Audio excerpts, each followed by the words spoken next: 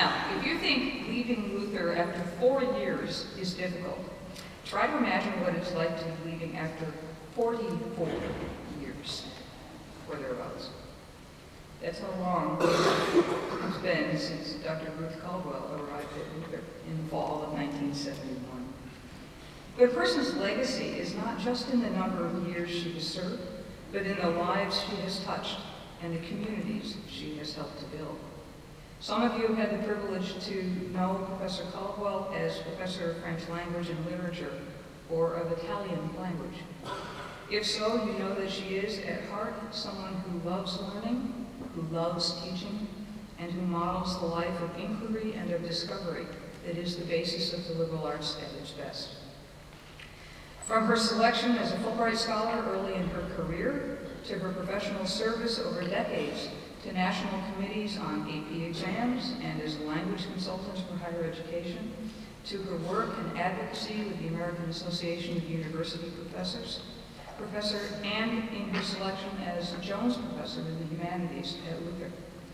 Professor Caldwell has modeled the life of scholarship and teaching and leadership that distinguishes Luther College.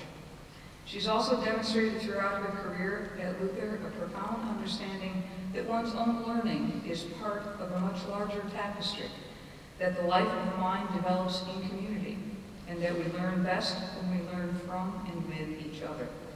Through her extended service as a department head and on a host of committees on curriculum and interdisciplinary learning and college governance, her vision has helped to shape your years here, helping all of us to expand our own knowledge and vision.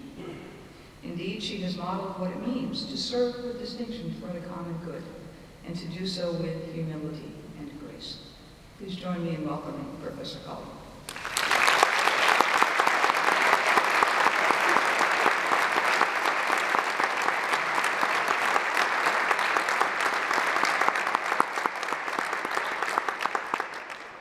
Thank you, Marjorie and Terry. Good morning. A reading from the 4th chapter of Paul's letter to the Philippians. Rejoice in the Lord always. Again I say, rejoice. This is indeed an occasion for rejoicing. Congratulations to all of you honorees, and a special greeting to you seniors. You have made it. Well, almost. There is a little matter of final examinations, at least in my class. But basically, for many of you, very soon, school is out. And the reason I'm standing here in front of you this morning is that I have a lot in common with you seniors. Like you, I am graduating and enjoying my last semester at Luther College. Of course, there are some differences between you and me. As was said, for most of you, your time at Luther amounts to 4 years, whereas for me, it is 44 years. Another difference is that though both you and I applied to Luther, your application was accepted, whereas mine was not. Not at first. Dear Miss Caldwell, the letter from Department Head Barbara Bob said, thank you for your letter inquiring about a position in French at Luther College. We have just sent a contract to someone who I am almost sure will take it. However, we will keep your information on file in case another occasion arises where we can use your services. Oh, sure, I thought, folding away the envelope. I had worked in offices. I knew about that file. So there I was in Paris, where I had been researching my dissertation, bound to leave for the United States in a month, not knowing where I was going or what I was going to be doing. A blank page. But then, a day before I was to leave Paris, a letter from Luther arrived, saying that if I was still interested in Luther, Luther was interested in me. I responded with a telegram. And upon, we didn't have email in those days. And upon returning to Chicago, I signed the contract, sight unseen. Luther College and I took a chance on each other. Returning to what you seniors and I have in common, I'm willing to bet that some of you, as I, might be getting a little tired of hearing the question, what are your plans? What will you be doing? I don't know about you, but I feel like answering, what will I be doing?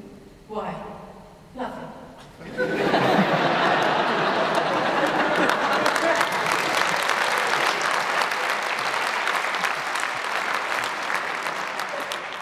But I don't do that because, contrary to your reaction, it would make people uncomfortable.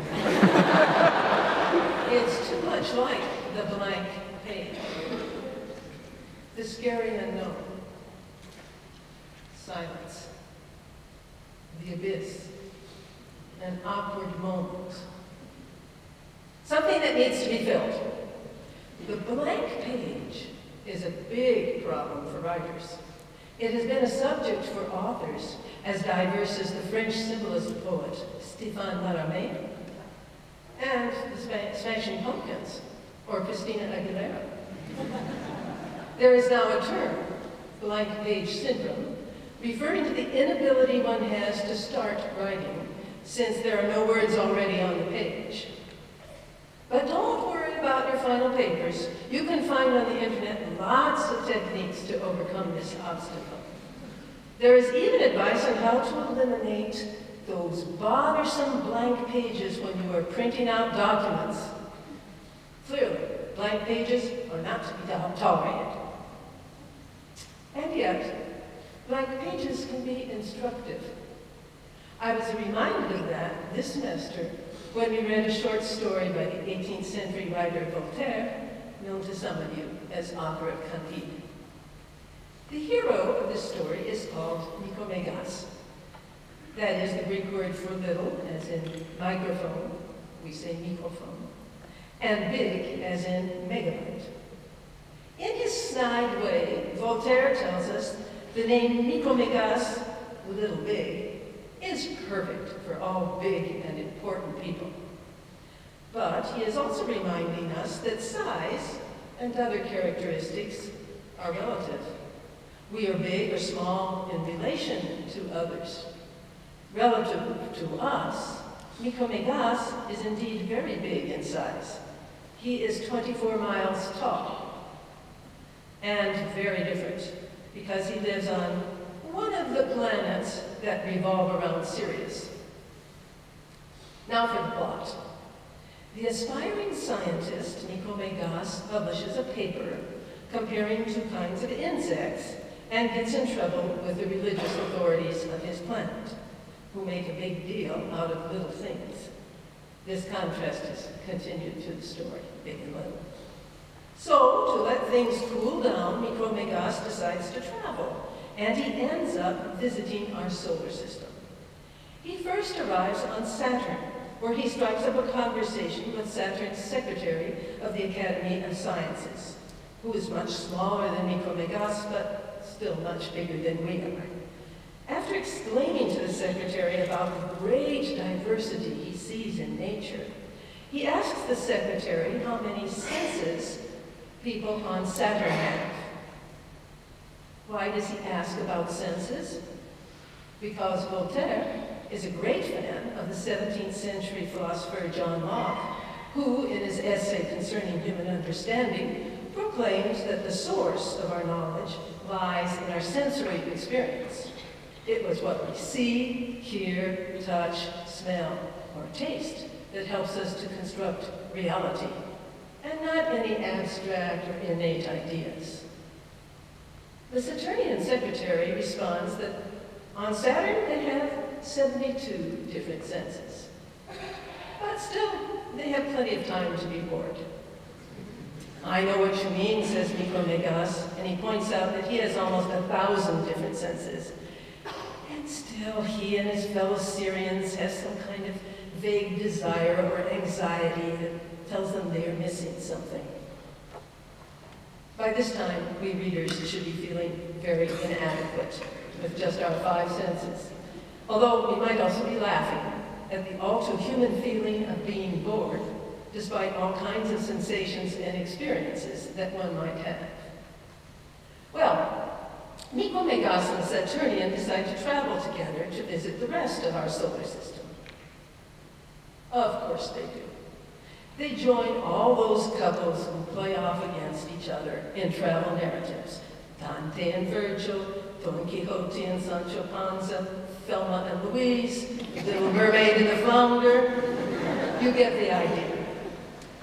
When they arrive on Earth, the Saturnian concludes that there is no life here, because he can't see any. But Nikomegas points out that that is no way to reason, since the Saturnian doesn't see the stars that Nikomegas can see with his more developed senses. Sight is relative. So the Saturnian refers to an abstract principle of order and decides that the Earth is so small and disorganized that nobody of any good sense could possibly live here. Well, says Nikomegas, maybe there aren't any sensible beings here. But let's try to find out. Eventually, these extraterrestrial visitors manage to see, contact, and communicate with a group of Earthlings.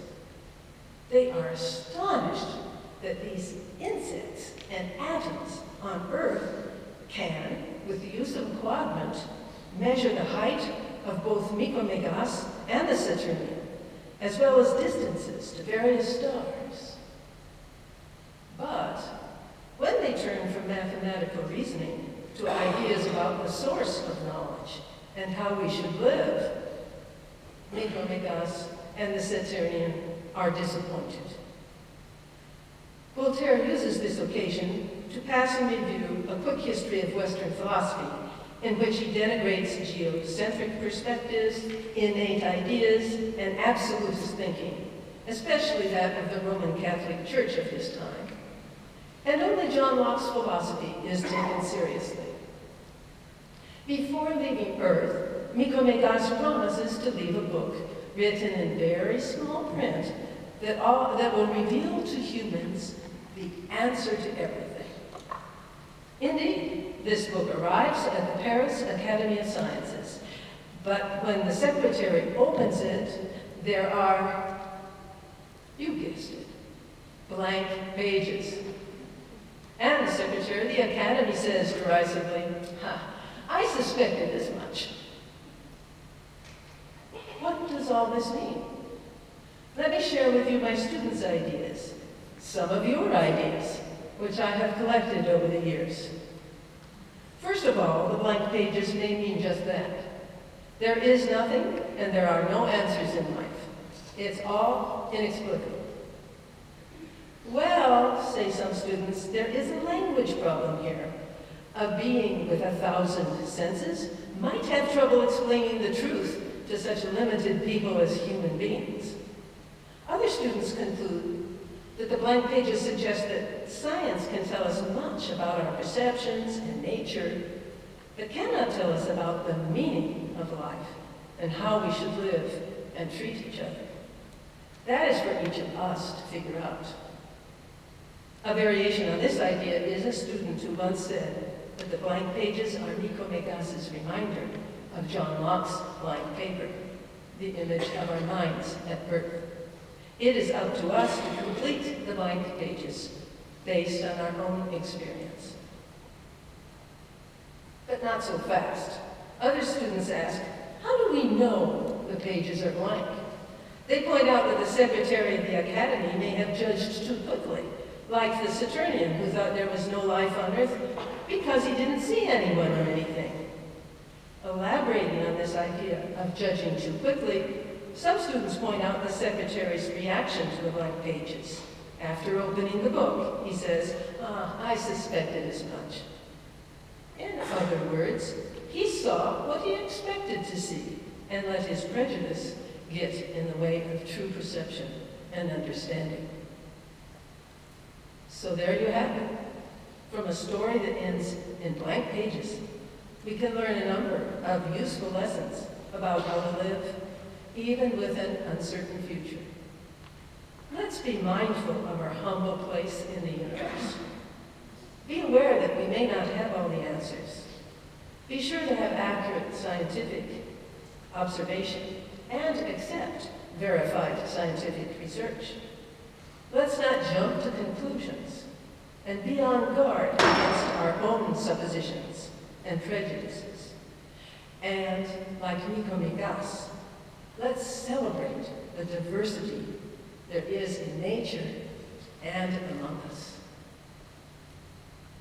In conclusion, in order to congratulate you seniors once again and give you some more suggestions for your future plans, I'll return to Paul's letter to the Philippians, which he wrote at a time of transition for him.